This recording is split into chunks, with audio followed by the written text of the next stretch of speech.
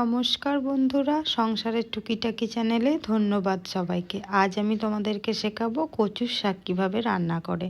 খুব সিম্পলভাবে আমি কচুর শাকটা রান্না করি। তো প্রথমে কচুর শাকটা সিদ্ধ করে নিয়েছি, তারপর কড়াইয়ের মধ্যে কালো জিরে শুকনো লঙ্কা ফোড়ন দিলাম, তারপর একটু পেঁয়াজ কুচি দিলাম। অনেকে পেঁয়াজ রসুন ছাড়াই করে, কিন্তু আমি একটু পেঁয়াজ রসুন দিই, একেই তো কচুর শাক। তারপর যদি একটু ভালো করে রান্না না করি তো খেতে কি করে টেস্টি হবে, তাই না? সেজন্য একটু পেঁয়াজ কুচি দিলাম, তারপর একটু রসুন আদা থেতো করে দিয়ে দিলাম, তারপর একটু জিরে বাটা দিলাম, আর নুন দিয়ে দিলাম, হলুদ, কাশ্মীরি লঙ্কা গুঁড়ো, রোজকার যে যার মশলা দাও দিতে পারো। কেউ যদি ভেজানো ছোলা পারো সেটাও দিতে পারো, দারুণ টেস্ট হয় আরও। তারপর এই যে সেদ্ধ করা কচু শাকটা, ইলিশ মাছের মাথাটা আগের থেকে ভেজে রেখেছিলাম, ওটা একসাথে দিয়ে দিলাম।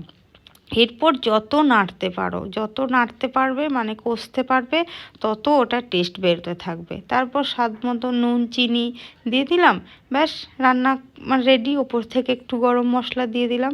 কিন্তু যত পারবে তত ভালো করে রান্নাটাকে কষতে হবে, একদম পুরো ভাজা ভাজা হয়ে যাবে, তখন গরম ভাতের সাথে নামিয়ে পরিবেশন করবে, দেখবে অপূর্ব খেতে লাগে। রান্নাটা কেমন লাগলো রান্নাটা জানিও। ভালো লাগলে আমার চ্যানেলটা অবশ্যই সাবস্ক্রাইব করে দিও, লাইক একটা কমেন্ট করতে ভুলো না কিন্তু, জানো।